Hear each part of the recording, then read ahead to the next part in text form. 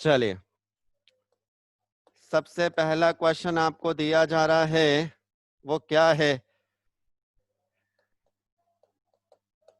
Latent heat of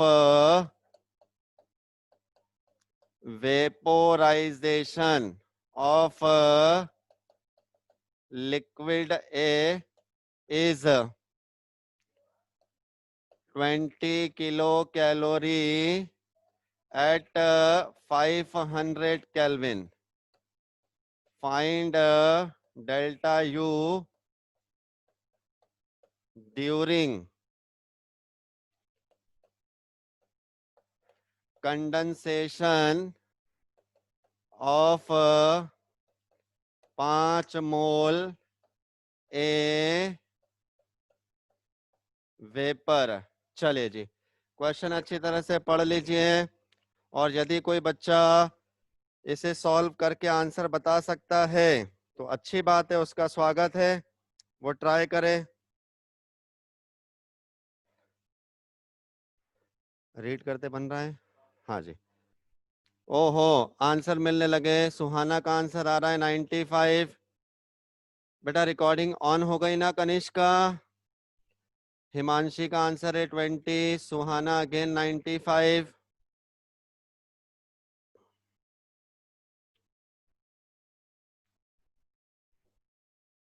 latent heat दिया है। चलिए 30 सेकंड का और समय कंप्लीट कीजिए। खुशी का आंसर आ रहा है 15।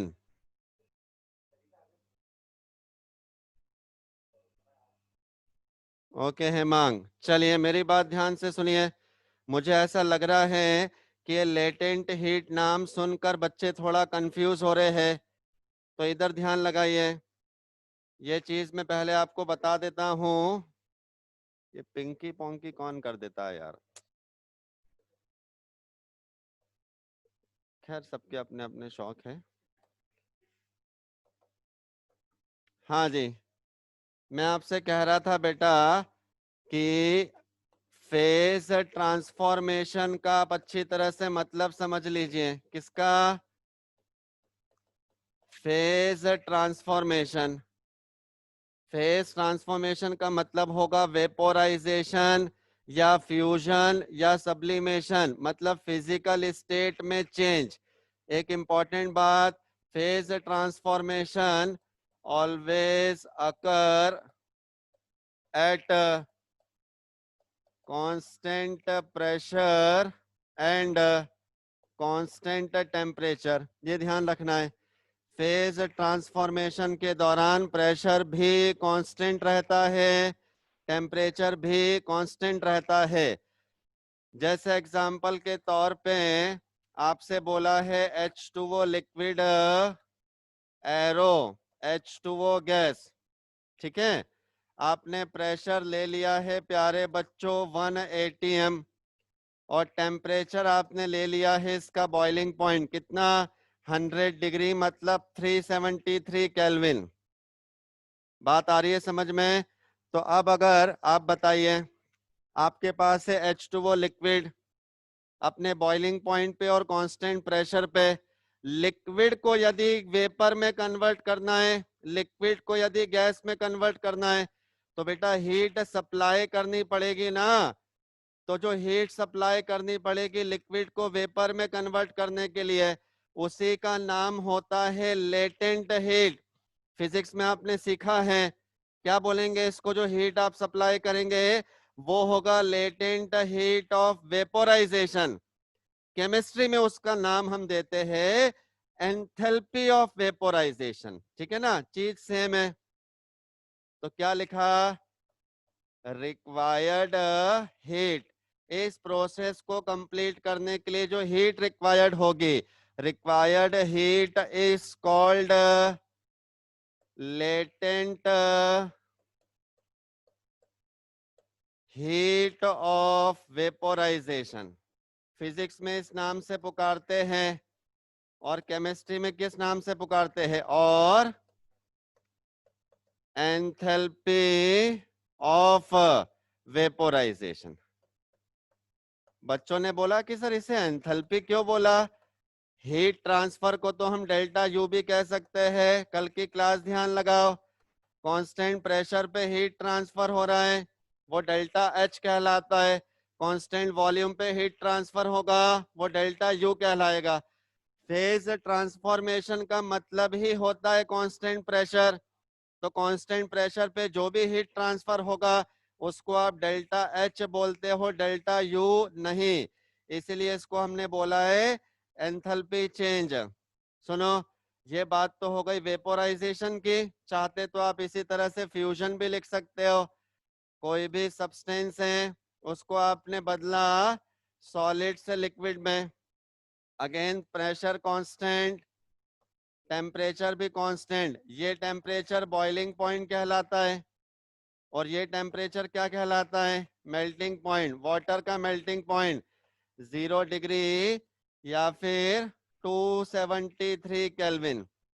तो इस प्रोसेस को पूरा करने के लिए मेल्टिंग पॉइंट पर उपस्थित सॉलिड को लिक्विड में बदलने के लिए जो हीट आप सप्लाई करेंगे उस हीट को हम कहते हैं लेटेंट हीट ऑफ फ्यूजन। ये हीट कहलाएगी लेटेंट हीट ऑफ फ्यूजन, या फिर कह सकते हो एंथैल्पी ऑफ फ्यूजन। बोर्ड से हट रहा हूं, अच्छी तरह से देखे सामने क्या है, कोई डाउट आपके मन में है पूछ ले। वेपोराइजेशन फ्यूजन की तरह सब्लिमेशन भी लिख सकते हैं आप, चेक कर लीजिए अच्छे से। ठीक है, मानसी अभी आ रहे हैं बेटा, उस सवाल पे वेट कीजिए थोड़ा। चलिए जी, अब हम चलते हैं सवाल पे। और कुछ नहीं करना है, जो लैंग्वेज दे रखी है उसको धीरे धीरे पढ़ो और समझते जाओ। क्या बोला है, latent heat of vaporisation of liquid. किसी लिक्विड ए का वेपोराइजेशन किया, मतलब ए लिक्विड को आपने बदला ए गैस में। अंडरस्टूड सी बात है कि प्रेशर और टेम्परेचर दोनों ही इस प्रोसेस के दौरान कांस्टेंट रहेगा, और साथ में बताया गया है कि कितने टेम्परेचर पे ये काम हुआ, 500 केल्विन। आई बात समझ में? तो इसके लिए यहाँ पर यूनिट भी लिख देता हूँ रे, यूनिट लिख देता हूँ, है ना। इसके लिए कितना डेल्टा एच दे रखा है, डेल्टा एच दे रखा है 20 किलो कैलोरी पर मोल। पर मोल समझते हो ना, 1 मोल सब्सटेंस के लिए। ये क्वेश्चन में इंफॉर्मेशन दे रखी है, क्लियर। सवाल में आपसे क्या बोला जा रहा है, ये इंफॉर्मेशन सवाल में क्या बोला जा रहा है, find delta U, delta U निकालना है ड्यूरिंग कंडेंसेशन ऑफ। अब वेपोराइजेशन नहीं, कंडेंसेशन, उल्टा प्रोसेस। तो बताइए अब क्या करना है, ए गैस को बदलना है ए लिक्विड में, उल्टा प्रोसेस। टेम्परेचर वही रहेगा 500 केल्विन, 1 मोल नहीं 5 मोल है, ठीक है। चलिए इसका डेल्टा एच बताओ, कोई बच्चा बता सकता है? बच्चे ने बोला सर हमने हेस लॉ सीखा है, बहुत आसान है, अगर रिएक्शन का डायरेक्शन बदलते हैं तो डेल्टा एच की वैल्यू वही रहती है, साइन चेंज कर दो। रिएक्शन को किसी नंबर से मल्टीप्लाई किया है तो सेम नंबर डेल्टा एच में मल्टीप्लाई हो जाएगा। इसका मतलब हुआ रिएक्शन का डायरेक्शन बदला तो डेल्टा एच -20 हो गया +20 की जगह, और रिएक्शन में 5 मल्टीप्लाई कर दिया तो इसमें भी 5 मल्टीप्लाई हो गया। तो डेल्टा एच की वैल्यू मेरे पास आई कितनी, माइनस में 100 किलो कैलोरी। ये डेल्टा एच की वैल्यू आई, बट आपको निकालना है डेल्टा यू। तो कल हमने क्लास में सीखा था कि रिएक्शंस के दौरान डेल्टा एच और डेल्टा यू में इस प्रकार का रिलेशन होता है, इस रिलेशन का इस्तेमाल करना है। डेल्टा एच दिया है माइनस में 100, यूनिट पकड़ना किलो कैलोरी। डेल्टा यू निकालना है, डेल्टा एन की वैल्यू आता है निकालना, डेल्टा एन प्रोडक्ट में गैस का मोलर कोफिशिएंट माइनस रिएक्टेंट में गैस का मोलर कोफिशिएंट। ये तो लिक्विड है सर, गैस गैस काउंट करना है, इसको नहीं काउंट करे, नहीं, ये है गैस। तो 0 - 5, डेल्टा एन की वैल्यू मिलेगी -5, क्योंकि एनर्जी की यूनिट चल रही है किलो कैलोरी। आर की वैल्यू कैलोरी में ले, कितना होता है आर कैलोरी में? 2 kilo calorie. 2/1000 multiplied by temperature 500। तो यहां से बच्चों आपको डेल्टा यू की वैल्यू मिलेगी। अच्छी तरह से चेक करें अपना समय लेकर और बताएं फाइनली कि क्या बात समझ में आ गई क्या। देख लो बेटा, समय आपको दे रहा हूं, अच्छी तरह से चेक कर लीजिए। जी, कितना आंसर आ रहा है? माइनस में 95 आ रहा है। वेरी गुड बेटा, अगर -95 आ रहा है तो आपका आंसर बिल्कुल सही है। -95 यदि आंसर आ रहा है तो वो बिल्कुल करेक्ट है बेटा। चलिए 30 सेकंड का समय देख लीजिए, फटाफट से आगे बढ़ते हैं।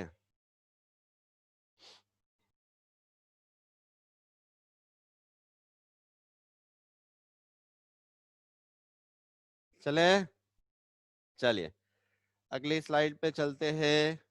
अगला सवाल दे रहा हूं, देखो डेल्टा एच और डेल्टा यू से जुड़ा हुआ और क्या सवाल हो सकता है। ठीक है, non ideal gas undergoes following state change. ठीक है, पहले उसका प्रेशर था 2 atm, वॉल्यूम था 3 लीटर, टेम्परेचर था 45 केल्विन। यहां से चेंज करके आप लेकर गए 4 atm, 5 लीटर, 245 केल्विन की कंडीशन में। आपसे बोला है इफ, मतलब यदि डेल्टा यू की वैल्यू है 30 लीटर एटीएम, तो आपसे बोला है फाइंड डेल्टा एच। चलिए जी, इस सवाल का सल्यूशन ढूंढते हैं।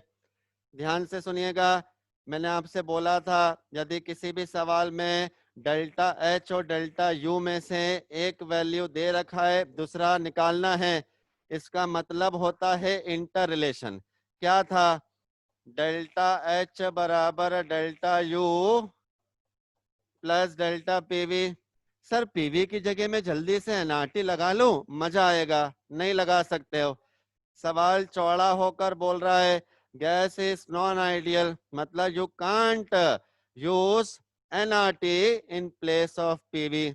Okay sir. सर सवाल में देखते हैं कौन कांस्टेंट है, प्रेशर की वॉल्यूम। प्रेशर 2 एटीएम से 4 एटीएम, ओहो प्रेशर बदल गया, वॉल्यूम 3 लीटर से 5 लीटर। सर प्रेशर और वॉल्यूम दोनों ही बदल रहे हैं, तो आपने ये फॉर्मूला बतलाया था। अरे डेल्टा पीवी का मतलब ही है पीवी प्रोडक्ट में अंतर, मतलब final PV minus initial PV. Delta H निकालना है, डेल्टा यू 30। सर यूनिट देखो लीटर एटीएम में दी है, हाँ तो बिल्कुल सही है, हमारी यूनिट भी लीटर एटीएम में आएगी। P2V2 final pressure multiplied by volume, 4 multiplied by 5, initial 2 multiplied by 3, कितना आ रहा है? 44, 44 लीटर एटीएम। चेक कीजिए प्यारे बच्चों, बेहतरीन आंसर। ओहो, विराज अदिति प्रेरणा आदित्य सृष्टि उज्जवल श्रेष्ठ ऋषि, सभी बच्चों का करेक्ट आंसर आया है। Very good. आज वंदित कहाँ गायब है यार? वंदित, अच्छा बैठा है। ओके वंदित, आंसर नहीं आया इसलिए मैंने पूछा।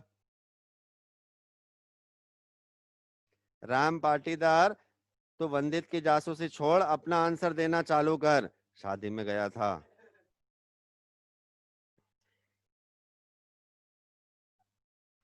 राम को दूसरों के मसलों से बहुत अंतर पड़ता है।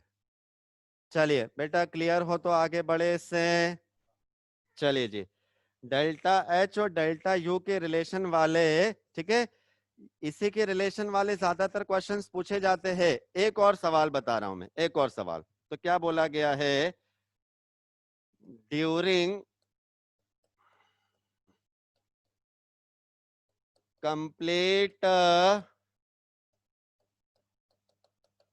combustion of 1 mole benzene at 300 Kelvin, find difference in heat of reaction। 1 मोल की जगह 2 मोल लूंगा मैं, 2 मोल ले लिया। Heat of reaction at constant pressure and heat of reaction at constant volume. चलिए प्यारे बच्चों, सवाल पर अच्छी तरह से ध्यान लगाइए। सवाल में सबसे पहले तो रिएक्शन नहीं दी है, चिटिंग करी है इनने, तो रिएक्शन लिखना पड़ेगा। क्या बोला है, कंबशन मतलब आग लगाओ। आग लगाओ मतलब किसके साथ में रिएक्शन करवाना है, ऑक्सीजन। कितना, 2 मोल बेंजीन ले लो। फिजिकल स्टेट का थोड़ा ध्यान रखना, बेंजीन लिक्विड होता है, ऑर्गेनिक में खूब खेला होगा। तो बेंजीन के 2 मोल, इनने देखा बगल से गुजरते हुए ऑक्सीजन को, उसको अपने पास बैठा लिया। अब चुपके से रिएक्ट करेंगे। अब कंबशन का फंडा याद है ना, कार्बन के कंबशन पे बनता है CO2, और CO2 क्या होता है, लिक्विड की गैस। हाइड्रोजन के कंबशन पे बनता है वाटर, वाटर क्या होता है, लिक्विड की गैस। क्यों, अरे क्रांतिकारी लोगों, ये दिया है टेम्परेचर 300 केल्विन, 27 डिग्री। अब 27 डिग्री पर कौन सा पानी गैस रहता है रे, वाटर गैस बन सकता है, बट 100 डिग्री के ऊपर। 27 डिग्री पर वाटर लिक्विड बनेगा, बैलेंस कर लो। अच्छा, यदि ये सवाल ऐसे रहता, for gas phase combustion, gas phase combustion, इसका मतलब सारी चीजें आपको गैस स्टेट में लेना होता। यहां ऐसा नहीं बोला है, ठीक है।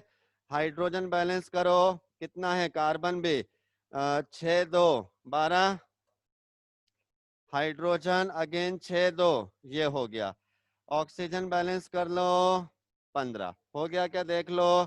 अब जल्दी से प्यारे बच्चों डेल्टा एन की वैल्यू निकाल करके बताइए। डेल्टा एन बताओ, प्रोडक्ट में गैस का मोलर कोफिशिएंट माइनस रिएक्टेंट में गैस का मोलर कोफिशिएंट, -3 आ रहा है, ये लिक्विड है छोड़ दो। प्रोडक्ट में गैस 12, रिएक्टेंट में गैस 15, 12 -15 -3। आपसे बोला है heat of reaction at constant pressure, constant pressure पे हीट, क्यूपी मतलब डेल्टा एच, यही तो होता है। Heat of reaction at constant volume, Q V मतलब डेल्टा यू। डेल्टा एच और डेल्टा यू का डिफरेंस निकालना है, तो ये रहा रिलेशन। और डेल्टा एच और डेल्टा यू का डिफरेंस होता है delta N R T. Delta N की वैल्यू डाल ली 3। सवाल में ऑप्शंस उपलब्ध रहेंगे, वहां पर यूनिट चेक करना कि आर की वैल्यू जूल में लेना है कि कैलोरी में। अभी जूल में ले लेते हैं। जूल में आर की वैल्यू 8.314, टेम्परेचर सवाल में दिया है 300, ये यूनिट आएगी जूल, क्रॉस चेक कर ले, देख लीजिए अच्छे से, जो भी आएगा मल्टीप्लाई डिवाइड करने के बाद वो आंसर होगा। चेक कर लीजिए आप अच्छे से। इस तरह से आपको ये क्वेश्चन अटेम्प्ट करना है बेटा, देख लीजिए। 7500 लगभग, ठीक है, लगभग 7500 जूल आ रहा है माइनस में। चलिए अब समय नहीं खराब करते हैं, और बढ़ते हैं आगे। हाँ जी, एक छोटी सी बात ध्यान रखना कि रिएक्शन के दौरान जो ट्रांसफर होने वाली हीट क्यू,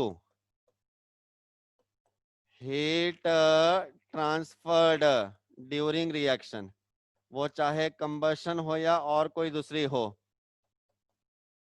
बेटा रिएक्शन के दौरान कितनी हीट ट्रांसफर हुई मतलब रिलीज हुई या एब्जॉर्ब हुई, ये कौन से apparatus की मदद से निकाला जाता है?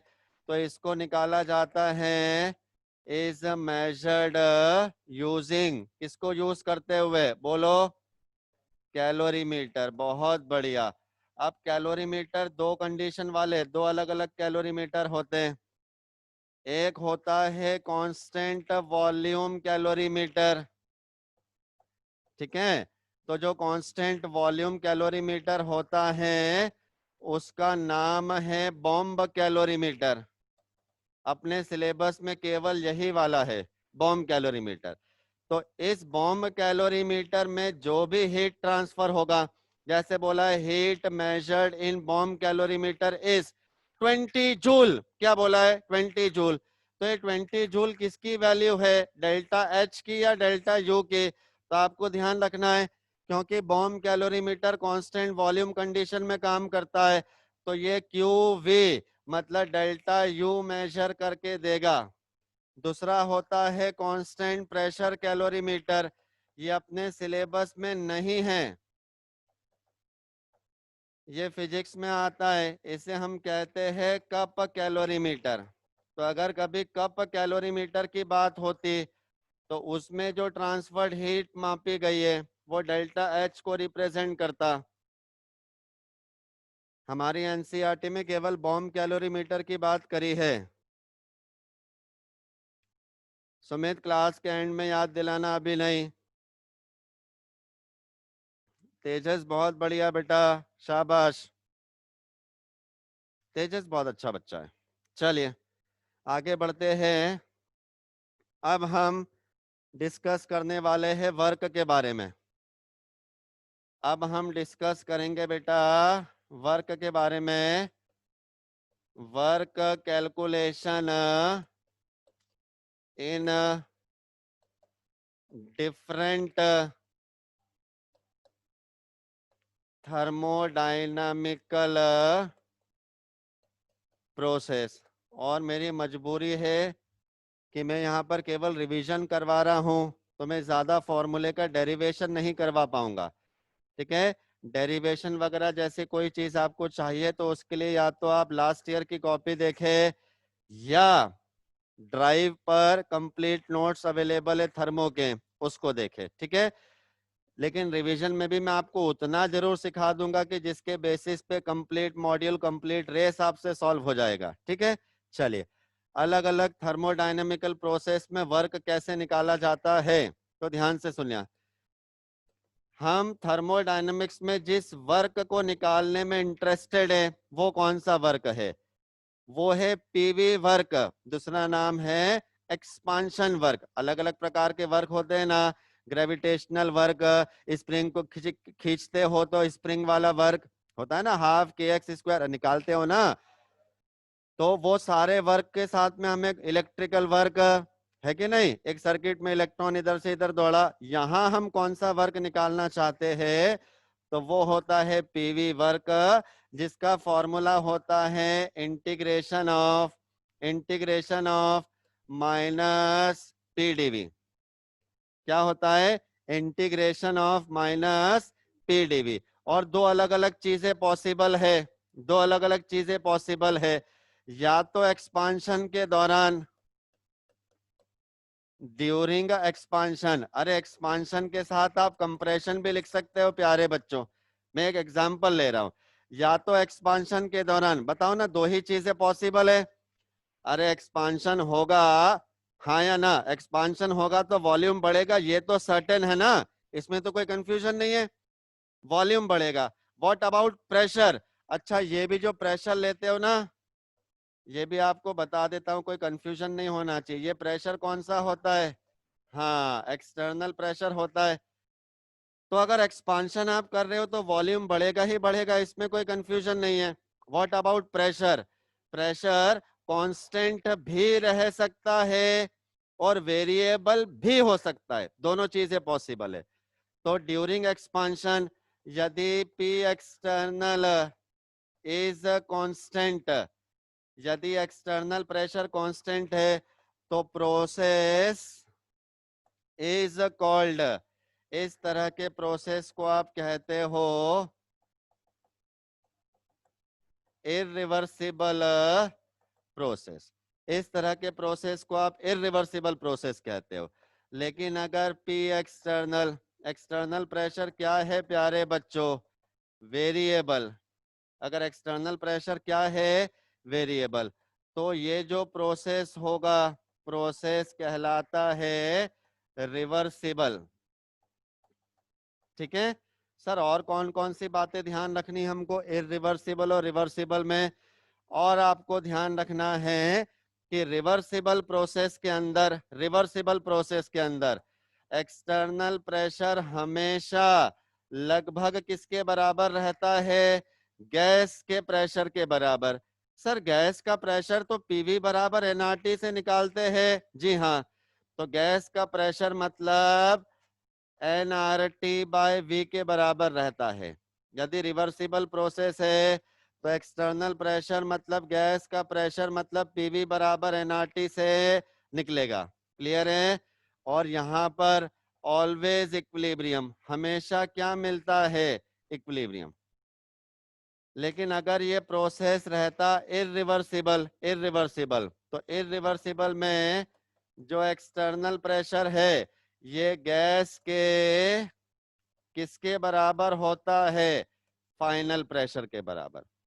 प्रोसेस के दौरान, प्रोसेस के दौरान एक्सटर्नल और गैस का प्रेशर अलग अलग रहेगा, इतना ध्यान रखना है। ठीक है?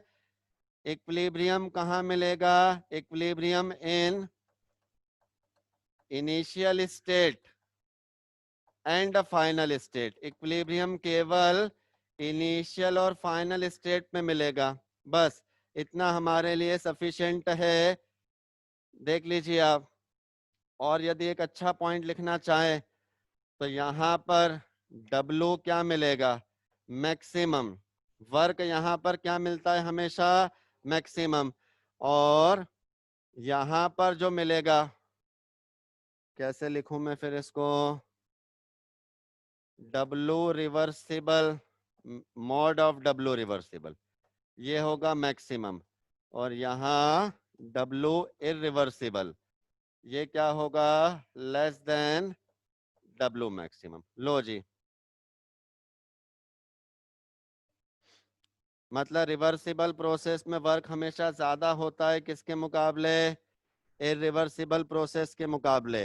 बेसिकली रिवर्सिबल प्रोसेस में जो वर्क मिलता है, जैसे सोच कर देखो किसी भी, अच्छा आपको ये तो पता है कि आइडियली, आइडियली रिवर्सिबल प्रोसेस कभी भी अटेन नहीं किया जा सकता। अरे जैसे आपसे बोलो कि आइडियल गैस होती है क्या? आपने बोला नहीं सर, आइडियल गैस एक हाइपोथेटिकल गैस है, वो कभी भी एग्जिस्ट नहीं करती। उसी तरह से रिवर्सिबल प्रोसेस भी एक हाइपोथेटिकल प्रोसेस है। परफेक्टली रिवर्सिबल प्रोसेस को कभी भी अटेन नहीं किया जा सकता है। अगर अगर कल्पनाओं में जाओ और सोचो कि अगर प्रोसेस रिवर्सिबली होता, अगर, तो उस केस में सिस्टम जो वर्क करेगा वो मैक्सिमम होगा। मान लो वो मैक्सिमम वैल्यू कितनी मिली? 500 यूनिट। अब हम कभी भी प्रोसेस रिवर्सिबली तो कर नहीं सकते हैं, हमेशा जो एक्सपांशन कंप्रेशन वाला प्रोसेस है वो होता है इरिवर्सिबल है। तो वो जो 500 यूनिट वर्क है वो लिमिट है, मैक्सिमम, जिसको हम इन रियलिटी प्रैक्टिकली कभी भी अचीव नहीं कर सकते। रियल वर्ल्ड में जो वर्क मिलेगा सिस्टम के द्वारा किया गया वो मिलेगा हमेशा उससे कम। मान लो मिला 200, अब हमारी सारी लड़ाई किसके प्रति है पता है? कि सर रियल वर्ल्ड वर्क मिला 200, किस तरह से इसको बढ़ाए, किस तरह से इसको बढ़ाए, हम कहां तक पहुंचना चाहते हैं? 500। कभी पहुंच नहीं पाएंगे, ये सीधी सी बात है, कभी पहुंच नहीं पाएंगे। बट हमारी लड़ाई इसी तरह से है कि किस तरह से वर्क को बढ़ाया जाए, मतलब एफिशिएंसी को बढ़ाया जाए, कि धीरे धीरे हो सकता है 200 की जगह हम 250 तक पहुंच जाए, 300 तक पहुंच जाए। तो वो जो लिमिट है वो एक हाइपोथेटिकल लिमिट है, प्रैक्टिकली उसको अचीव नहीं कर सकते हैं, ध्यान रखिएगा। तो ये कुछ बेसिक जानकारी थी। अब हम चल रहे हैं वर्क के फॉर्मूले के पास में, तो ध्यान से सुनिए। पहला प्रोसेस है आइसोकोरिक प्रोसेस। नाम सुनकर ही समझ में आता होगा कि आइसोकोरिक प्रोसेस में क्या होता है, जल्दी बोलो। वॉल्यूम कांस्टेंट है, इसका मतलब वॉल्यूम में चेंज कितना हुआ, 0। बताओ वर्क क्या बोला था, माइनस बी एक्सटर्नल डीवी। अरे वॉल्यूम में चेंज 0 आ रहा है, मतलब वर्क कितना होगा। अचानक से आपको उसकी याद सताने लगी, किसकी, फ्लोट की। क्या था फ्लोट, डेल्टा यू बराबर क्यू प्लस डब्लू था। अरे डब्लू तो हो गया 0, मतलब क्या मिला, डेल्टा यू बराबर क्यू वी। यही सीखा था हमने, जो हीट ट्रांसफर होता है कांस्टेंट वॉल्यूम कंडीशन में उसी को डेल्टा यू कहते हैं। सितारा बनाकर क्या लिखना हो, ध्यान से सुनिए। बताइए बेटा, क्यू मतलब हीट, क्या था, स्टेट फंक्शन की पाथ फंक्शन। अरे यार क्लास में बताया था कल, हीट और डब्लू। बहुत बढ़िया, किसने बताया है, नाम में चला गया। Work and heat, this two are path function. ये दोनों पाथ फंक्शन होते हैं। लेकिन सर अगर आइसोकोरिक प्रोसेस हुआ, आइसोकोरिक प्रोसेस में तो क्यू बराबर डेल्टा यू हुआ। इसका मतलब हियर, मतलब यहां क्यू बिकम्स, क्या बन गया है, अ स्टेट फंक्शन। बात आई समझ में, क्यू डेल्टा यू के बराबर बन गया है, मतलब स्टेट फंक्शन बन गया है। इसका पीवी डायग्राम अगर बनाना चाहोगे, पीवी डायग्राम, वॉल्यूम कांस्टेंट है, ये आपने पीवी डायग्राम बना दिया और ये कंप्लीट जानकारी हो गई आइसोकोरिक प्रोसेस के बारे में। चेक कर लीजिए, क्लियर है बेटा। चलिए, हो सकता है ना, क्यों नहीं हो सकता एक्सपांशन रिवर्सिबल। मैंने कहा बोला बेटा कि एक्सपांशन रिवर्सिबल नहीं हो सकता है। दोनों तरह से हो, कोई भी प्रोसेस, थर्मोडायनामिकल प्रोसेस रिवर्सिबली भी और इरिवर्सिबली भी, दोनों तरह से पूरा कर सकते हो आप। चलिए आगे बढ़ते हैं। आइसोकोरिक के बाद आपके सामने आया है आइसोबैरिक प्रोसेस। बताइए आइसोबैरिक प्रोसेस का मतलब, अब प्रेशर जो है, आइसोबैरिक का मतलब प्रेशर होगा कांस्टेंट, डेल्टा पी होगा 0, डीपी होगा 0। बोलो प्यारे बच्चों, सही लिखा है। आ जाओ दौड़ लगाकर वर्क पे। वर्क का फॉर्मूला बोलो लाला, क्या था, माइनस पी एक्सटर्नल डीवी था। सच्ची बोल रहा हूं मैं।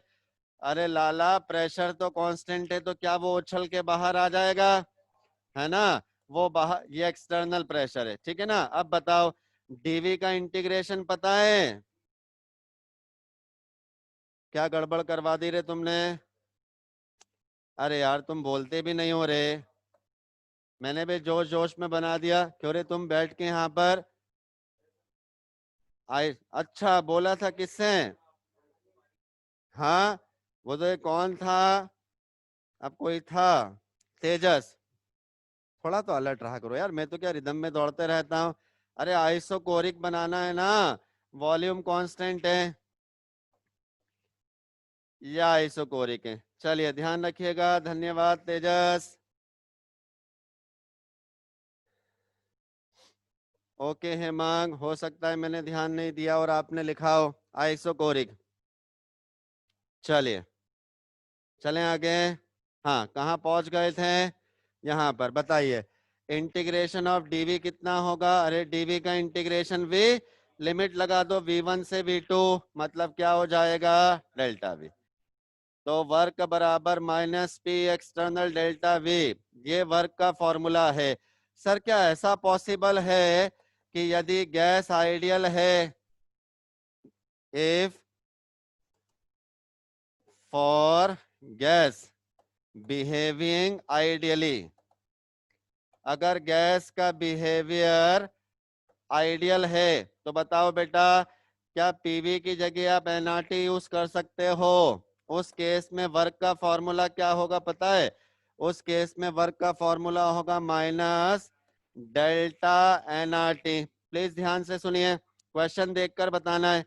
हो सकता है कि टेम्परेचर बदला मोल कांस्टेंट, और ऐसा भी हो सकता है कि मोल बदला टेम्परेचर कांस्टेंट। तो यहाँ पर मैं लिख रहा हूं कि यदि आपने सवाल में देखा कि मोल कांस्टेंट है तो फॉर्मूला क्या होगा वर्क का? Minus N R delta T. अरे बेटा मोल कांस्टेंट है, और अगर टेम्परेचर कांस्टेंट हुआ तो W बराबर minus delta N R T. इसलिए बता रहा हूं कि आप क्वेश्चन में अलर्ट रहे इन सब चीजों को लेकर। ठीक, आइसोबैरिक प्रोसेस का हम पीवी डायग्राम बना लेते हैं। सर अब गलत मत बनाना। जी बेटा, अब नहीं बनाऊंगा गलत। देख लीजिए, प्रेशर इज कांस्टेंट।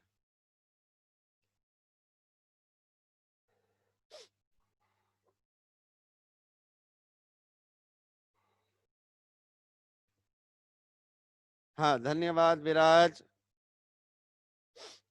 चेक कर लीजिए, ये आइसोबैरिक प्रोसेस के बारे में इंफॉर्मेशन जो जरूरी थी वो मैंने आपको दे दिया है। चले आगे, 5 सेकंड और ये स्लाइड आपके सामने है। चलिए आगे चलते हैं। अगला प्रोसेस आपके सामने है प्यारे बच्चों, आइसोथर्मल प्रोसेस। ध्यान से सुनना, आइसोथर्मल प्रोसेस का मतलब है टेम्परेचर कांस्टेंट है। समझ रहे हो? मतलब डेल्टा टी हो या dt हो, दोनों की वैल्यू 0 होगी। और आइसोथर्मल प्रोसेस का ही मतलब होता है बॉयल्स लॉ। क्या होता है बॉयल्स लॉ? P1 V1 बराबर P2 V2 बराबर nRT। जहां भी आइसोथर्मल प्रोसेस है मतलब बॉयल्स लॉ आप लगा सकते हो। अभी वर्क का फॉर्मूला क्या था बताइए? वर्क का फॉर्मूला था minus P external D V. Please ध्यान से सुनिएगा, दो ऑप्शन निकल के आएंगे। पहला, एक्सटर्नल प्रेशर कांस्टेंट हो सकता है। दूसरा, एक्सटर्नल प्रेशर वेरिएबल भी हो सकता है। ठीक है, तो इसमें पहला, अगर P एक्सटर्नल है कांस्टेंट, अगर P एक्सटर्नल कांस्टेंट है, इस प्रोसेस को आप कहते हो इरिवर्सिबल आइसोथर्मल प्रोसेस। ये कहलाता है बेटा इरिवर्सिबल आइसोथर्मल प्रोसेस। बताइए वर्क का फॉर्मूला क्या मिलेगा? अभी डिराइव किया था, एक्सटर्नल प्रेशर कांस्टेंट है, बाहर आ जाएगा minus P external delta we, ये आएगा।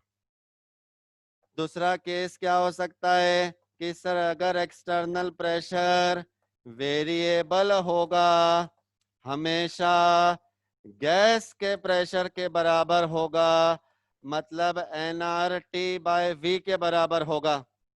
तो जब इंटीग्रेशन करोगे, क्या कोई बच्चा प्रेशर का इंटीग्रेशन कर सकता है वॉल्यूम के रिस्पेक्ट में? आपने बोला सर नहीं। अरे क्या कभी y का इंटीग्रेशन कर सकते हो x के रिस्पेक्ट में? आपने बोला सर ऐसे थोड़ा ना होता है। हाँ, y को लिखो पहले x के टर्म्स में, उसके बाद इंटीग्रेशन कर दो। प्रेशर का इंटीग्रेशन वॉल्यूम के रिस्पेक्ट में नहीं होगा, तो प्रेशर को पुट करो इन टर्म्स ऑफ वॉल्यूम। क्या पुट करोगे? nRT/V। मोल R और T कांस्टेंट है, 1/V का इंटीग्रेशन log V। तो फाइनली फॉर्मूला निकल के आएगा W बराबर minus 2.303 nRT log of V2/V1। Physics में भी आपने ये फॉर्मूला सीखा है, तो आपको बस ये बात ध्यान रखना है ये फॉर्मूला लगता कहां पर है। ये फॉर्मूला क्या आइसोथर्मल प्रोसेस में लगता है? हाँ, बट कौन से आइसोथर्मल प्रोसेस में? रिवर्सिबल आइसोथर्मल प्रोसेस में। तो ये फॉर्मूला लगाना है रिवर्सिबल आइसोथर्मल प्रोसेस में। और एक बात ध्यान रखिएगा प्यारे बच्चों, वो कौन सी है? यहां देखो क्या था, P1 V1 बराबर P2 V2 था। मतलब अगर सवाल में V2 और V1 का रेशियो नहीं दिया है, इसकी जगह आप डाल सकते हो P1 बाय P2। और ध्यान से सुनिए कि यदि कभी किसी सवाल में इस NRT की वैल्यू भी नहीं दी है, बताओ, अगर इस NRT की वैल्यू नहीं दी है, अरे सर NRT की जगह या तो PV डाल दो, P1 V1 डाल दो, या P2 V2 डाल दो, कोई दिक्कत नहीं है। आई होप ये बात आपको क्लियर रही होगी। ठीक, हाँ जी। फिर अगला एक पॉइंट पे चलते हैं, देखिए क्या है। इफ गैस इज आइडियल, याद करके देखो कल क्लास में क्या एक बात आपको बताई थी, अभी तक याद है कि नहीं, आप बताइएगा। कल क्लास में आपको एक 10 स्टार लगाकर बात बताई थी। आइडियल गैस की चाहे इंटरनल एनर्जी हो या एंथैल्पी हो, दोनों केवल टेम्परेचर पे डिपेंड करते हैं। मतलब आइडियल गैसेस के केस में यदि आइसोथर्मल प्रोसेस है तो डेल्टा H और डेल्टा U दोनों कितना होता है? 0। बताया था ना। तो क्या लिखा है, इफ गैस इज आइडियल, है ना, अंडरगोइंग कौन सा प्रोसेस? Isothermal process. P मतलब प्रोसेस, बताइए क्या होगा? डेल्टा U बराबर होगा 0। अब आपने बोला यूज फ्लोट, फर्स्ट लॉ इस्तेमाल करो। क्या था फर्स्ट लॉ? डेल्टा U बराबर Q प्लस W। अब ये तो हो गया 0। क्या मिला बेटा? इसका मतलब मिला Q बराबर -W। Q बराबर -W, इसका मतलब समझाऊंगा मैं।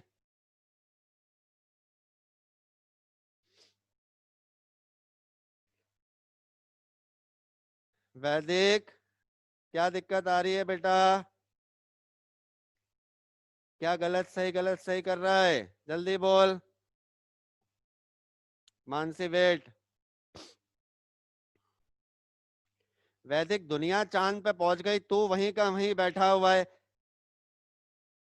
मैंने कल भी क्लास में बोला था भाई कि फिजिक्स और केमिस्ट्री में वर्क का साइन कन्वेंशन अलग है। तो फिजिक्स में आप लिखोगे हीट बराबर W प्लस यू, और यहाँ पर आप लिखेंगे डेल्टा U बराबर Q प्लस W। आप बैठो अपनी अड़ी में, मुझे कोई दिक्कत नहीं है।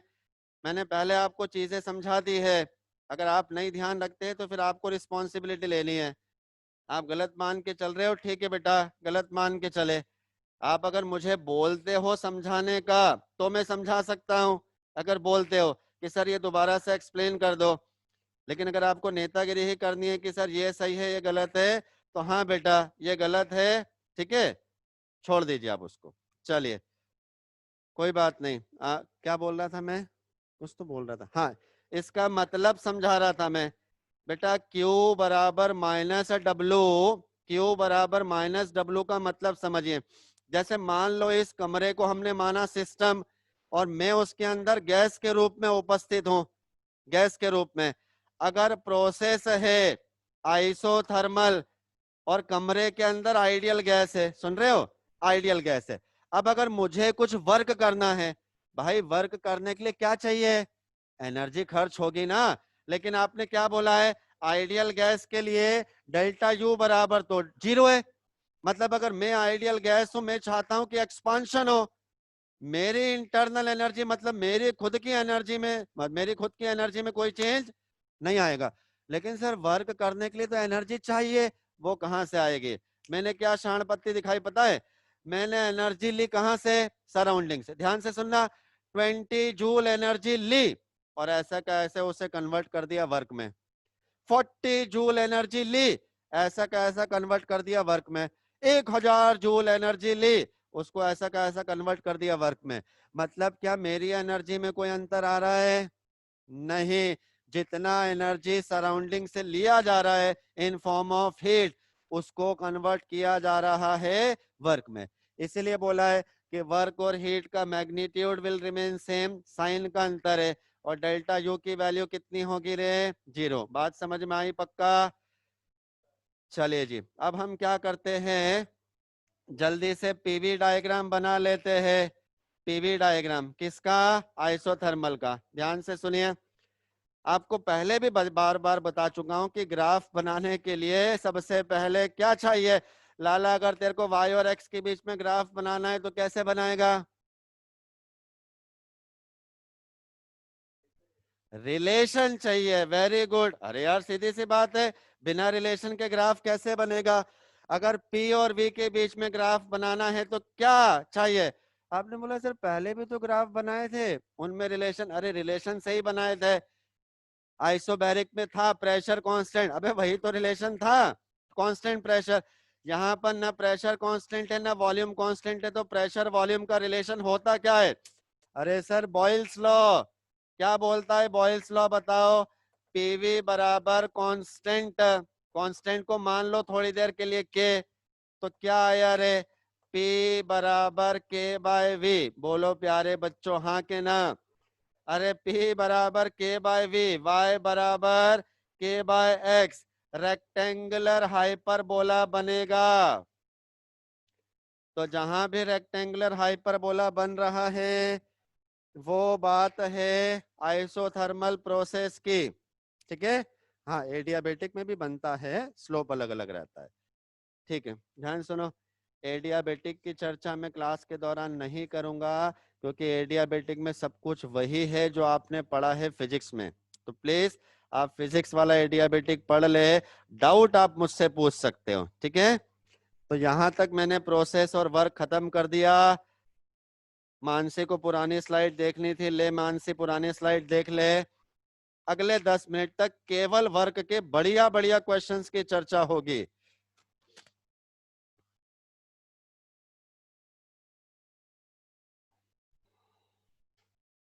चलिए मानसी आगे बढ़ते हैं।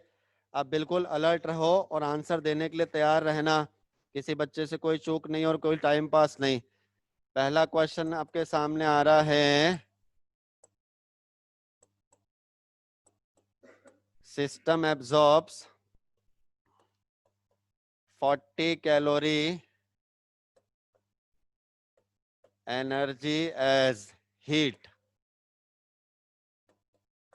and does 20 joule work. Find, क्या पहचानना है? Delta U, Q, W.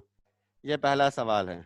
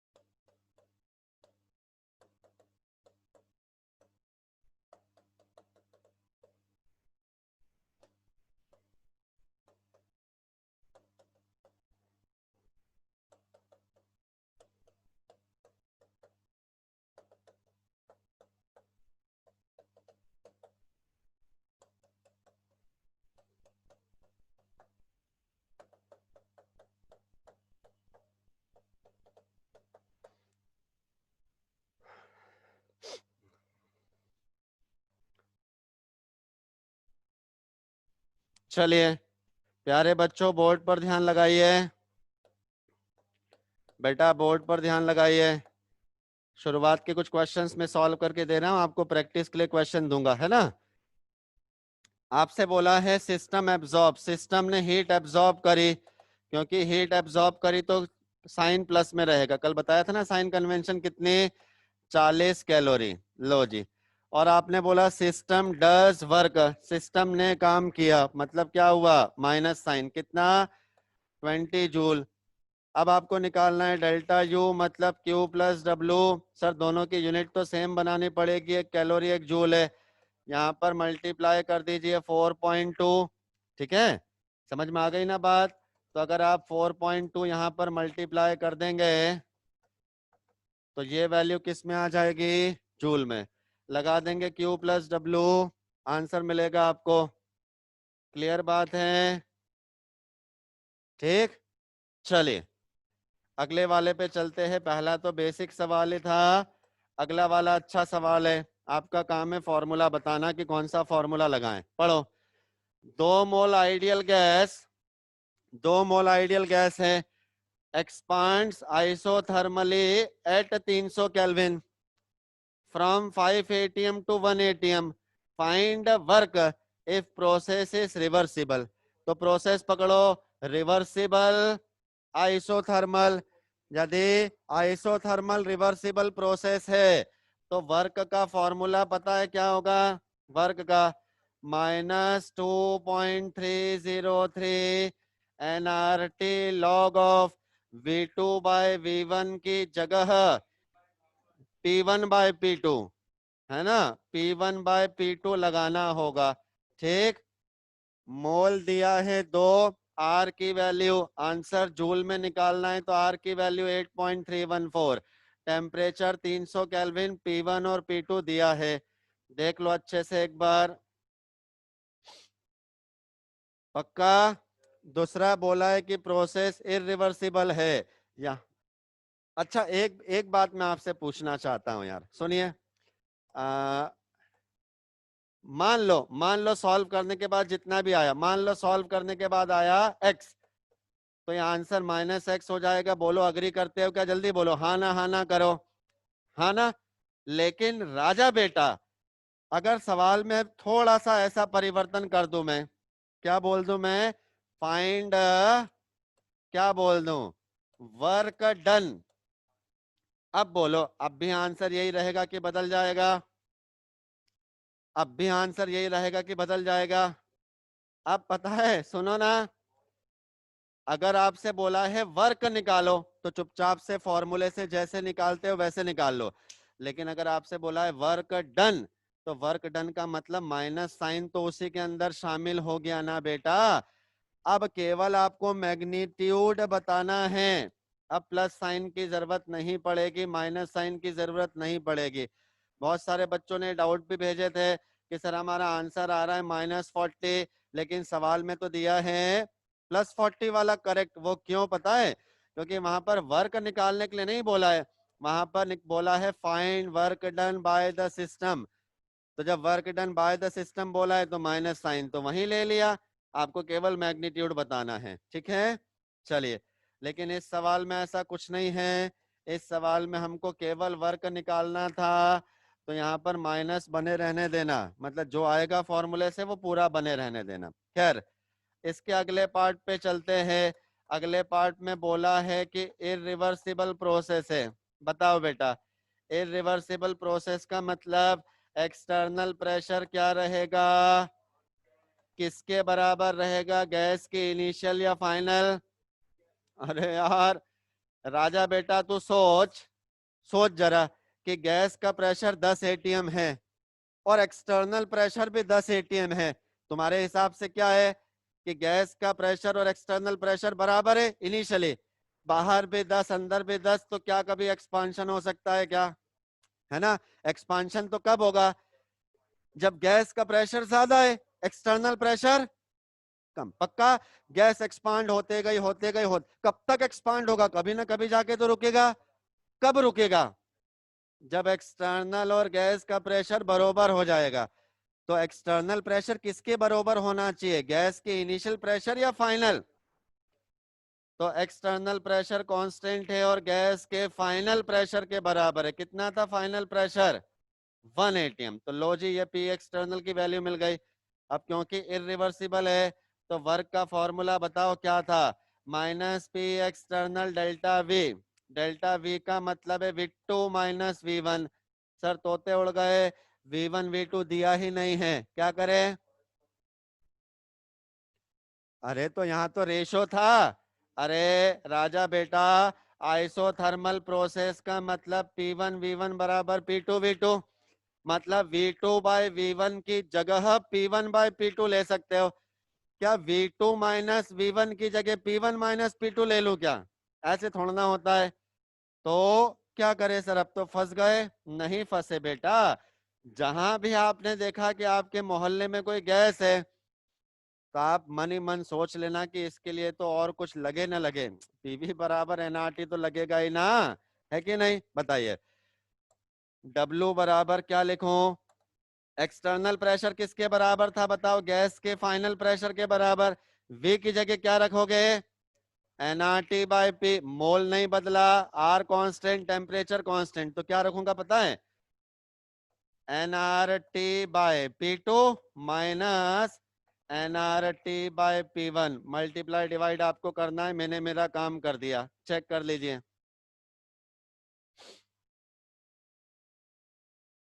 ये था एक सवाल वर्क पर आधारित, देख लीजिए।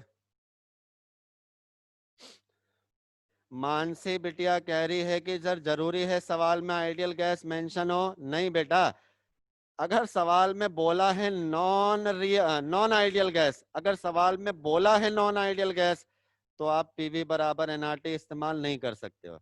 नहीं तो हर जगह आइडियल अज्यूम करते हुए ही क्वेश्चन सॉल्व करना है। सुनो, इसको थोड़ा सा और आगे बढ़ा लेता हूं ना, नहीं तो फिर फालतू एक अलग सवाल बनाना पड़ेगा, क्या मतलब है? इसी सवाल में अगर आपसे बोला है also find delta U and Q, ऐसे बोल देता, डेल्टा यू और क्यू भी बताओ, तो प्यारे बच्चों डेल्टा यू तो सीधा कितना डाल देते बताओ तो आप? 0। अरे ideal gas isothermal process, delta U तो हो जाता 0। अरे क्यू कितना हो जाता? क्यू बराबर माइनस डब्लू। तो इस तरह के सवालों में घबराना बिल्कुल नहीं, ये प्रोसेस है उसको सॉल्व करने का, देख लो, चेक कर लो अच्छे से। ठीक है, अगर हाँ है तो मैं आगे चलता हूं बेटा। ठीक। हाँ, आर की वैल्यू किसमें? अरे सृष्टि बेटा, अभी ऑप्शन में देखना ना, ऑप्शन में एनर्जी जूल में मांग रहा है तो आर में रख देना 8.314, है ना? कैलोरी में मांग रहा है तो आर में रख देना 2। हाँ जी, एक रिलेशन बता देता हूं। अगर लीटर एटीएम में एनर्जी आ गई, लीटर एटीएम और जूल में क्या रिलेशन होता है? 1 लीटर एटीएम बराबर होता है 101.3 जूल। यदि आपसे बोला है कभी फ्री एक्सपांशन, शायद नाम आपने सुना होगा, फ्री एक्सपांशन का मतलब होता है expansion against vacuum. Free expansion का मतलब होता है एक्सपांशन अगेंस्ट वैक्यूम। वहां पर अगेंस्ट वैक्यूम है, मतलब एक्सटर्नल प्रेशर 0 है, एक्सटर्नल प्रेशर 0 है, इसलिए वर्क सदैव 0 आएगा बेटा। तो यदि फ्री एक्सपांशन की बात की गई है तो इसका ध्यान रखिएगा आप। देख लो जितना सामने है उसमें कोई डाउट तो नहीं है आपको? चेक कर लो फटाफट से, क्योंकि नीट में अगर आपको इतना पता है वर्क के बारे में, इतने फॉर्मूले पता है, तो ये हमारे लिए मोर देन सफिशिएंट है, मोर देन सफिशिएंट। चलिए एक और सवाल करवा देता हूं मैं। 2 मोल zinc reacts with excess of dilute H2SO4 in a vessel at 27 degrees Celsius. Find work done by the system if पहला vessel is closed, दूसरा vessel is ओपन। सवाल पढ़ो, सवाल समझने में कोई डाउट है तो वो पूछने का आपका 100% अधिकार है। हाँ find work during expansion of, हाँ ये दूसरा सवाल है, during vaporisation of 1 mole water at 100 degree Celsius and 1 atm। ले बेटा, ये दो सवाल आपके सामने हैं, देखे जरा ध्यान से आप इनको। पहले वाले में तो सीधा साधा काम है, क्या बोला है, वेसल इज क्लोज्ड। ओ हो सर, वेसल क्लोज्ड है, क्लोज्ड वेसल का क्या मतलब होता है, volume constant, isochoric process, work सीधे कितना हो जाएगा, 0। दूसरे में बोला है ओपन वेसल, ओपन वेसल का मतलब होता है प्रेशर कांस्टेंट। पक्का, पक्का ना, वर्क का फॉर्मूला बोलो, W बराबर, बोलो ना, minus P external delta V. लेकिन क्या सवाल में वॉल्यूम में चेंज के बारे में कोई जानकारी दे रखी है, नहीं। आपने बोला सर भाड़ में जान दो, हम इस फॉर्मूले को यूज करने के बजाय फॉर्मूला लगा लेते हैं माइनस में डेल्टा एन आर टी, ये फॉर्मूला। लेकिन सर इसके लिए तो हमें रिएक्शन चाहिए। अरे तुम होशियार बच्चे हो यार, लिख सकते हो रिएक्शन, बताओ। जिंक की H2SO4 के साथ रिएक्शन, जिंक कितने, 2 मोल है, ये सॉलिड होता है, प्लस 2 मोल H2SO4 का, ये बना देगा ZnSO4 प्लस 2 मोल हाइड्रोजन। अरे बिल्कुल बेसिक रिएक्शन है। गैस कौन है, गैस, गैस के रूप में तो केवल ये है, प्रोडक्ट में गैस का मोलर कोफिशिएंट माइनस रिएक्टेंट में कितना, 2, आर की वैल्यू जूल में, टेम्परेचर केल्विन में 300। लो जी, ये जूल में आंसर आ गया। बहुत मुश्किल नहीं है बेटा, नया हो सकता है। अब यार 11वीं में नहीं पढ़ा होगा तो नया ही रहेगा, है ना, नया हो सकता है थोड़ा सा, ये नहीं बोल सकते हो कि सर इम्पॉसिबल है। अगला वाला सवाल भी बिल्कुल सेम है, सवाल पढ़ लो फिर बता देता हूं, ये वर्क का आखिरी सवाल है, फिर एंट्रोपी पे चलेंगे। हाँ, मल्टीप्लाई डिवाइड करने पर अब जो भी आ रहा है बेटा, है ना। चलिए, find work during vaporisation of 1 mole water. 1 mole water को वेपोराइज किया, लिक्विड से बदला गैस में, ये रहा रिएक्शन, है ना। आप बताओ, अबे लिक्विड को गैस में कन्वर्ट करोगे तो वो गैस क्या, अरे गैस एटमॉस्फेयर में एक्सपांड होगा ना यार, तो उसके एक्सपांशन में वर्क तो होगा ही ना, वही वर्क निकालना है। ठीक है, तो वर्क में आपने लगाया minus P external delta V, लेकिन वॉल्यूम में चेंज दिया नहीं है, माइनस में delta N R T.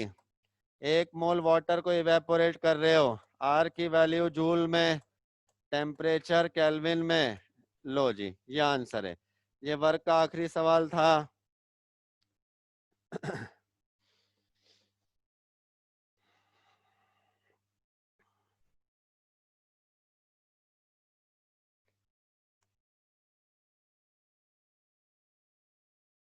Hemang बेटा, इनको आइडियल गैस मानते हुए सॉल्व करना है, बात समझ में आ रही है हेमांग, आइडियल गैस मानते हुए सॉल्व करना है।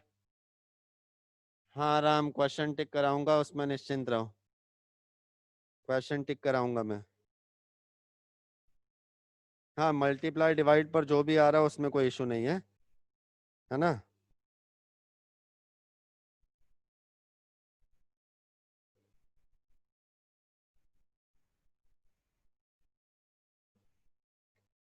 चलिए आगे बढ़ते हैं, थोड़ा सा एंट्रोपी के बारे में बता देता हूँ। तो एंट्रोपी भी एक थर्मोडायनेमिकल पैरामीटर है, ये एक प्रकार का स्टेट फंक्शन है, ये एक प्रकार की एक्सटेंसिव प्रॉपर्टी है। एक्सटेंसिव मतलब जो अमाउंट पे डिपेंड करता है। ये एक प्रकार का एक्सटेंसिव प्रॉपर्टी है। विच मेजर्स, क्या माप करके देगा? विच मेजर्स डिसऑर्डर, किसी भी सिस्टम में उपस्थित डिसऑर्डर है ना, या रैंडमनेस को हम एंट्रोपी की मदद से मापते हैं। ठीक है, ज्यादा डिटेलिंग में कल जाएंगे, आज छोटी छोटी सी बात करेंगे। कुछ छोटे छोटे प्रोसेस में आपको बता रहा हूं। विकास का क्या कहना था सर पिछले वाले सवाल में? हाँ, तो ये ऑब्वियस सी बात है ना बेटा, मैंने आपको एक बार नियम समझा दिया, अब उसको फॉलो आपने करना है। मैं बार बार तो आपको वही चीजें नहीं बताऊंगा, बट अच्छा है विकास बोल रहा है तो बता देता हूँ। यहाँ पर बोला है find work done by the system. Sir work done by the system पूछा है, तो केवल ये वैल्यू वैल्यू बताना है ना? हाँ बेटा, यहाँ पर देख मैंने लिखा है W, मतलब ये साइन के साथ निकाला है मैंने वर्क।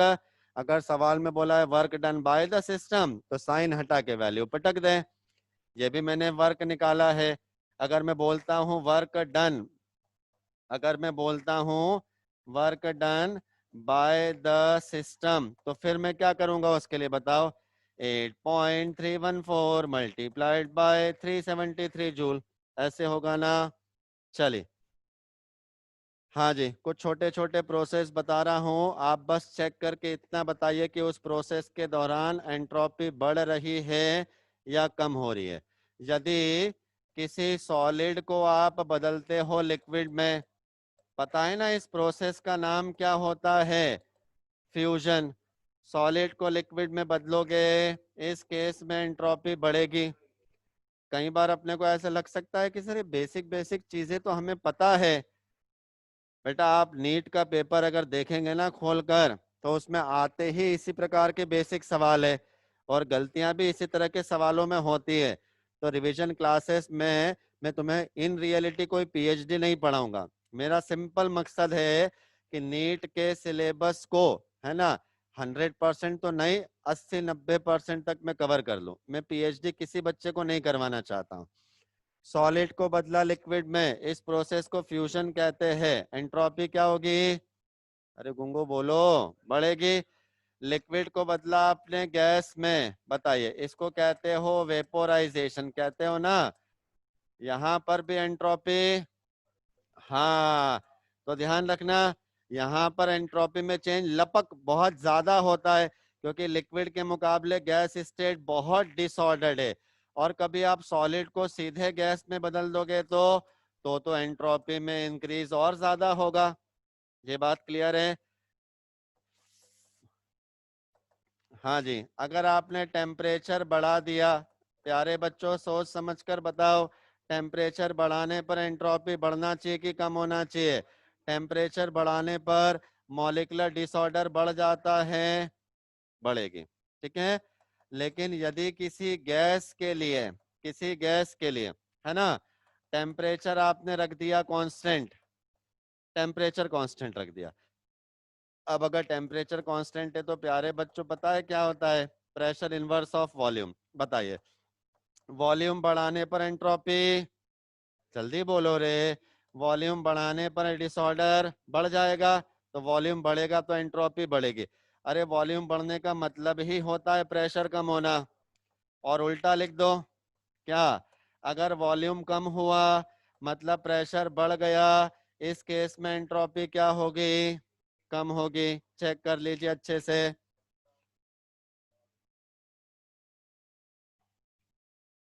अगले 5 सेकंड के लिए और ये स्लाइड आपके सामने है बेटा।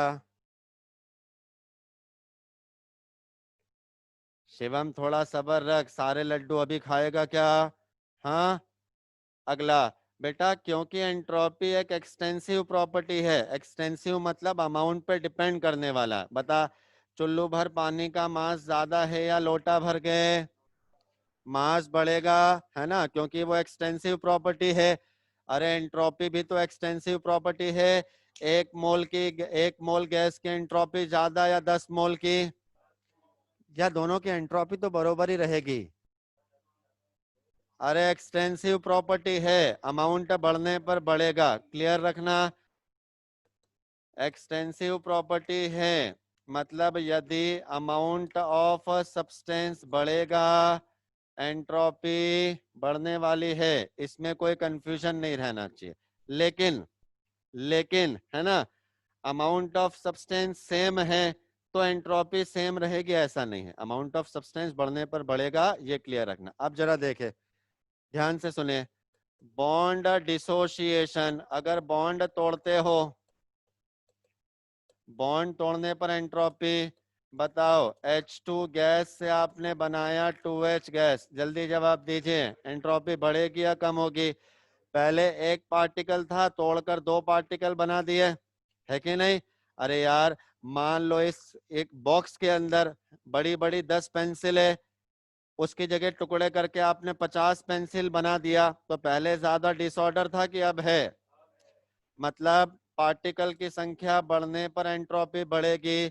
अगर बॉन्ड फॉर्मेशन आपने कर लिया, उल्टा काम, बॉन्ड फॉर्मेशन मतलब आपने क्या कर लिया, 2H को बदल दिया H2 में, अब एंट्रोपी की वैल्यू बट ऑब्वियस सी बात है क्या होने वाली है, कम होने वाली है। क्लियर है ना बात? बताइए, अगर आपने पॉलीमराइजेशन किया, बताओ हूँ क्या, पॉलीमराइजेशन में एंट्रोपी बढ़ेगी या कम होगी? ड्यूरिंग प्रोसेस ऑफ पॉलीमराइजेशन, समझते हो पॉलीमराइजेशन का मतलब? पहले एक्स मॉलिक्यूल थे, सब जुड़कर बन गए एक। अरे मान लो 100 मॉलिक्यूल जुड़ रहे हैं, तो पहले 100 थे, अब सब इकट्ठे जुड़ गए, पहले 100 पार्टिकल, अब एक पार्टिकल, क्या हुआ?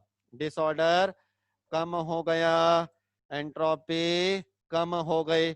अगला बताओ, क्रिस्टलाइजेशन, जल्दी बोलो, क्रिस्टलाइजेशन के दौरान एंट्रोपी बढ़ेगी या कम होगी? बताओ रे बेटा, कुछ पूछना है? अच्छा, क्रिस्टलाइजेशन समझते हो? क्रिस्टलाइजेशन, हाँ, क्रिस्टलाइजेशन के दौरान एंट्रोपी क्या होगी? कम होगी। क्रिस्टलाइजेशन का उल्टा डिसोल्यूशन, बोलो ना, एंट्रोपी की वैल्यू बढ़ जाएगी। डिसोल्यूशन कर रहे हो तो एंट्रोपी की जो वैल्यू है बेटा वो बढ़ जाएगी। बॉइलिंग एग, यदि एग को आपने बॉईल किया, बोलिए, हाँ, अरे एग को बॉईल करने पर, अंडे में आपको पता है ऐसी लंबी लंबी प्रोटीन की चेन रहती है, गर्म करने पर ये छोटी छोटी चेन्स में टूट जाता है। मतलब पहले एक मॉलिक्यूल था, अब छोटे छोटे हजारों मॉलिक्यूल हो गए हैं, इसी को तो कहते हो denaturation of protein. Number of particle बढ़ गए तो एंट्रोपी क्या होगी? बढ़ जाएगी। चेक कीजिए।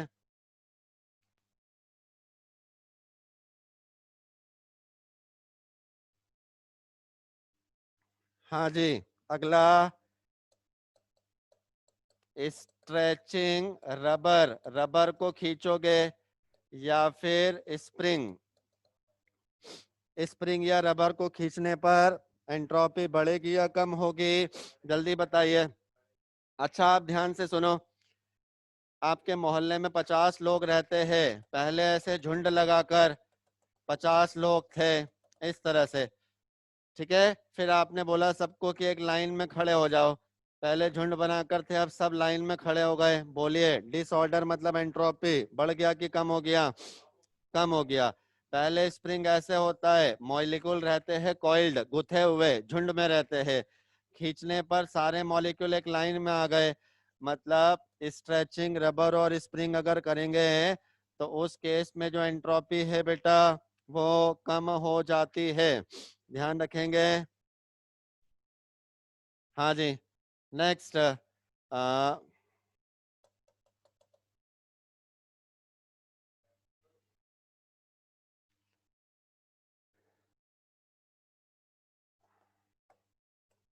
चलिए आपसे बोला है compare entropy, compare entropy, option दे रहा हूं, बताना है किसकी एंट्रोपी ज्यादा है। ऑप्शन दे रहा हूं, आपसे बोला है H2 gas versus 2H gas. ध्यान से सुनना, कोई जानकारी नहीं दे रखी, इसका मतलब कंडीशन सेम है। H2 gas versus 2H gas, किसकी एंट्रोपी ज्यादा है? नंबर ऑफ मोल ज्यादा, एंट्रोपी ज्यादा। बात समझ में आई? O gas versus O2 gas, जल्दी बोलिए। तो इसमें आपको हिंट दे देता हूं मैं। हिंट क्या है कि अगर बाकी सब चीजें सेम हैं, मोलर मास बढ़ने पर एंट्रोपी बढ़ती है। कॉम्प्लेक्सिटी, कॉम्प्लेक्सिटी बढ़ने पर भी एंट्रोपी बढ़ती है। तो यहाँ पर नंबर ऑफ पार्टिकल सेम है, कंडीशन सेम है, बट O2 का मोलर मास ज्यादा है, उसकी एंट्रोपी ज्यादा रहेगी। ध्यान रहेगा। चले आगे। 5 सेकंड का समय दिख रहा है आपको। 1, 2, 3, 5। चलिए अगला धावा बोलो। N2 gas versus O2 gas, किसकी एंट्रोपी ज्यादा है? जल्दी बोलिए। अरे अभी तो बताया था मोलर मास ज्यादा, एंट्रोपी ज्यादा। 5 मिनट का समय और लगेगा, ठीक है। अगला बताइए। C2H4 gas versus N2 gas, किसकी एंट्रोपी ज्यादा? अरे राजा बेटा, अभी बताया था कॉम्प्लेक्सिटी बढ़ने पर एंट्रोपी बढ़ेगी। दोनों का मोलर मास ज्यादा है, बट ये मॉलिक्यूल सिंपल है, ये कॉम्प्लेक्स है, इसकी एंट्रोपी ज्यादा है। अगला बताइए। Polymer versus monomer, polymer versus monomer, जल्दी बताइए। पॉलीमर। अरे यार, नंबर ऑफ पार्टिकल सेम है, ये मॉलिक्यूल कॉम्प्लेक्स है ना, उसमें क्या सोचना है इतना। जहां पर कॉम्प्लेक्सिटी ज्यादा है ना। आगे आगे बताइए। N2 gas plus 3H2 gas बराबर 2NH3 गैस, बताइए एंट्रोपी बढ़ेगी या कम होगी? अरे पहले गैस के 4 पार्टिकल थे, अब गैस के 2 पार्टिकल हो गए। गैस के नंबर ऑफ पार्टिकल कम हुए, एंट्रोपी कम होगी, उसमें ज्यादा सोचना ही नहीं है। PCl5 बराबर PCl3 प्लस Cl2, बताइए। अरे यार, गैस के एक पार्टिकल से गैस के 2 पार्टिकल हो गए, एंट्रोपी क्या हो गई? पक्का यार, बोलो हाँ के ना। आपसे बोला है ए सॉलिड बरोबर 2B गैस, एंट्रोपी। अच्छा एक बात बताओ, अगर मैं आपसे पूछूं कि बताओ इस केस और इस केस, दोनों केस में एंट्रोपी किसमें ज्यादा बढ़ेगी? जहां पर गैस के मोल में जितना ज्यादा अंतर आ रहा है, यहाँ पर गैस के मोल में 1 का अंतर आया था, यहाँ पर गैस के मोल में 2 का अंतर आया, तो यहाँ पर एंट्रोपी में चेंज ज्यादा। क्या इतनी बात समझ में आ रही है आपको? हाँ। अरे सॉलिड से गैस में हुआ, अगर मान लो मैं ऐसे कर देता राजा बेटा, तू मेरा मुद्दा नहीं समझ रहा है। मैं बोल रहा हूँ कि ये, अरे भगवान, ये गैस है और इसको मैंने बना दिया, कितना बना देता हूँ? 3,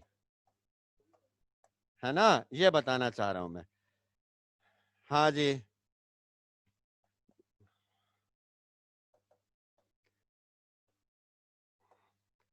क्रिस्टलाइन सॉलिड और एमॉर्फस सॉलिड, बताइए कहाँ एंट्रोपी ज्यादा है? अबे ज्यादा क्रिस्टलाइन में पार्टिकल अच्छी तरह से जमे हुए हैं, एंट्रोपी कम है। एमॉर्फस में ज्यादा एंट्रोपी है। ठीक है, ऑनलाइन बच्चे सारे सुपरस्टार है। चलिए होमवर्क नोट कीजिए। एक्सरसाइज 1 के अंदर, एक्सरसाइज 1 के अंदर क्वेश्चन नंबर 10, 11, 13, 15, 17, 18, 19, 40 से लेके 42, क्वेश्चन नंबर 40 से लेकर 42 तक। एक्सरसाइज 2, एक्सरसाइज 2 में नोट कीजिए। क्वेश्चन नंबर 4, 4 के बाद में है हमारे पास बेटा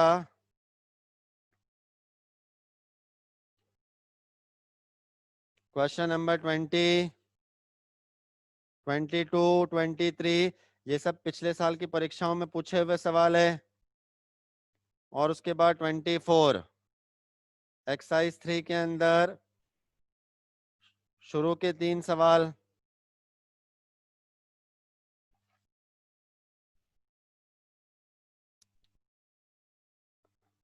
ठीक है। उसके बाद क्वेश्चन नंबर 25, 26।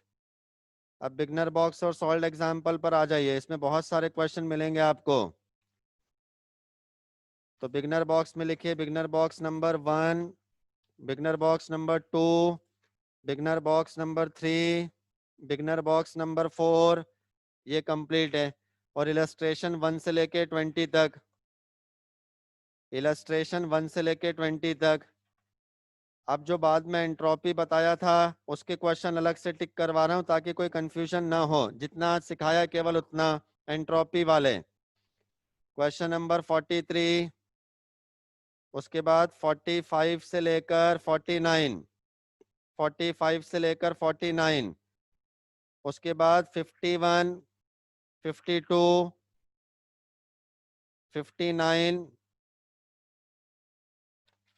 ठीक है, इतना। और जाते जाते एक बात और बता देता हूं, जब भी कोई मिक्सचर बनाते हैं बेटा, मिक्सचर चाहे गैस गैस का मिक्सचर बनाओगे, सॉलिड सॉलिड का मिक्सचर, सॉलिड लिक्विड का मिक्सचर, किसी भी तरह का मिक्सचर बनाइए, मिक्सचर बनाने के प्रोसेस में हमेशा एंट्रोपी बढ़ती है। ये प्लीज नोट करके रख लेना। आज शिवम का बर्थडे है, हैप्पी बर्थडे शिवम, अगर क्लास में हो तो। हाँ जी, चलिए हैप्पी बर्थडे शिवम, है ना, खूब खुश रहो। चलिए जी, बाय बाय आज के लिए। नेक्स्ट क्लास में मुलाकात होगी, तब तक होमवर्क कंप्लीट कर लीजिए।